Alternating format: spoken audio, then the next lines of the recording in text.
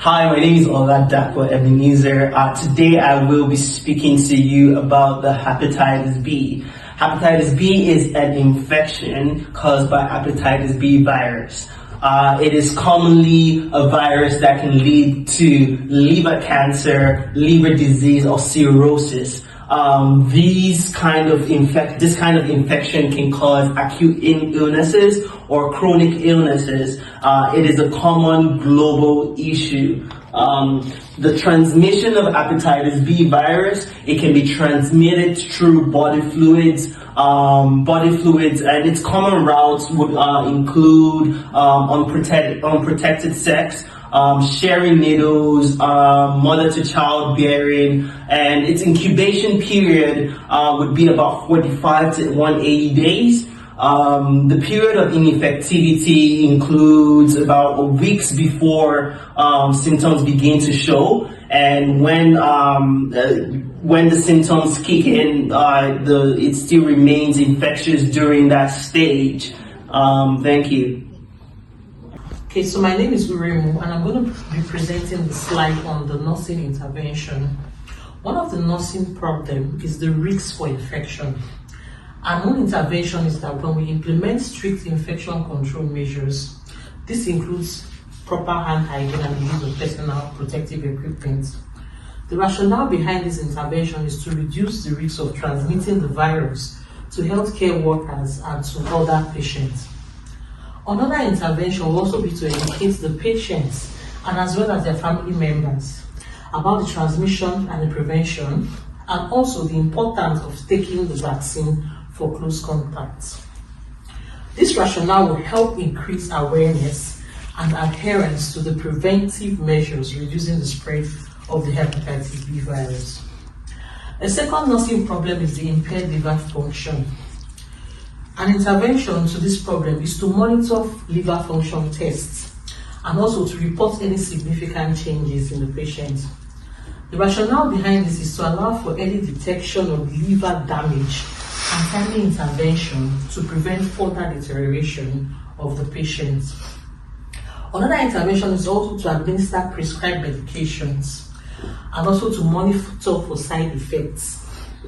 The rationale behind this is to ensure therapeutic levels of medications are maintained and side effects managed effectively. The third nursing problem is fatigue. For this, we encourage the patient to have periods of rest to enable them to conserve their energy. The rationale behind this is to manage fatigue and to allow the patient to conserve their energy for essential activities.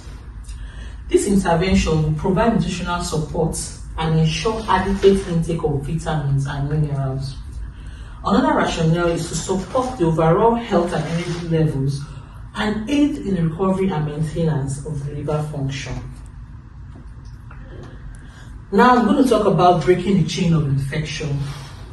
For breaking the chain of infection, vaccination is very important for all healthcare workers. As nursing students, we all need to take the vaccine when we're going into our placements and when we are also in close contact with patients with hepatitis B virus. One of the steps to administer the hepatitis B virus is to ensure that the healthcare worker or the nurse takes 3 doses of the vaccine and also monitor and maintain the vaccination period. Another rationale for this is because the vaccination is the most effective way to prevent the hepatitis B infection and to reduce the incidence of the disease. A second intervention will be to ensure safe injection practices and blood-borne pathogen precautions. By implementing this, it's going to enable strict protocols for safe injection practices and handling of blood-borne pathogens. One of the steps will be to use single-use needles and syringes and to dispose of these needles and syringes in the appropriate hazard containers, and also to educate the healthcare workers on the importance of following these protocols. By doing this, the rationale behind this is to help prevent the exposure of infected body fluids and is essential to reduce the risk of transmitting the hepatitis B virus. Thank you. Hi, my name is Navneet and I'll be talking about the required PPE, that is personal protective equipment. So to start, personal protective equipment should be selected according to the level of exposure. Firstly, gloves are essential to protect the patient with contact with blood and body fluids. Gowns protect the skin and cross-contamination with blood and body fluids. Face protection, including masks and goggles, are essential for protecting the mouth and nose, and eyewears to protect from any kind of splashes. The key elements are always on and off PPE properly, ensure proper hand hygiene in between, and lastly, proper fit and seal of the PPE is always required. Let's talk about the infection prevention and control measures. So to start, while transporting the patient, always ensure you are using the clean equipment, disinfect the equipment if you need to reuse it, and always ensure that in hospital you are limiting the patient movement inside so that it can reduce the spread of hepatitis B. And while using the equipment, ensure if you can avail a disposable equipment, that would be preferable. Moreover, in case you need to reuse the equipment, always disinfect it to prevent cross-contamination. Lastly, patient and visitor education is essential. Always ensure to educate patients about the vaccinations, about the ways that the hepatitis B can be spreaded, and explain them the proper use of PPE and hand hygiene. Now let's look at the relevant treatments. Relevant treatments include acute hepatitis and chronic hepatitis. For acute hepatitis, always ensure that you are following the supporting treatments. That is considered the primary way of treating acute hepatitis. The patient should be getting adequate rest, nutrients, and proper food. For chronic hepatitis, there are several antiviral medications that can be used. Lastly, I would say that ensuring the lifestyle and dietary changes are essential for the prevention of hepatitis B virus. Always ensure the adequate use of proper fruits, vegetables. Proper diet plan should be followed to avoid. Hello, good afternoon. My name is Amal Raju. Today we are going to look at current preventative measures and vaccination provided for hepatitis B by Public Health Ontario. We are going to look at the different age group we have from infants up until 11. We are offering dose 1 and 2 within the time frame of 4 to 6 months of interval.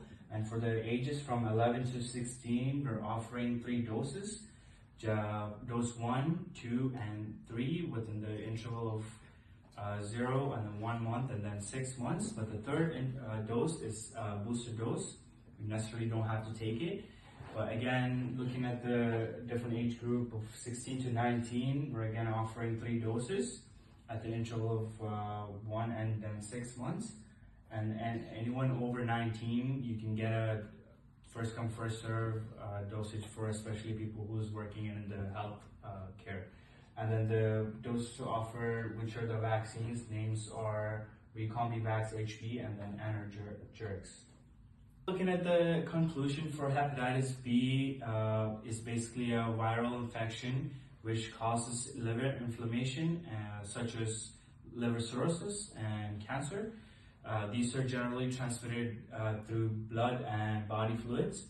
Our nursing role is to educate the patient regarding the infection control and monitoring them for complications within the interval of taking a dose or when they are infected. Prevention and control of the vaccination is basically safe injection practices using the proper proper PPE. Again, looking at the treatment for hepatitis B, generally acute hepatitis B are resolved over time. However, chronic cases need antiviral medication such as vaccinations and such as lifestyle changes and supportive care are important. Thank you. Have a nice day.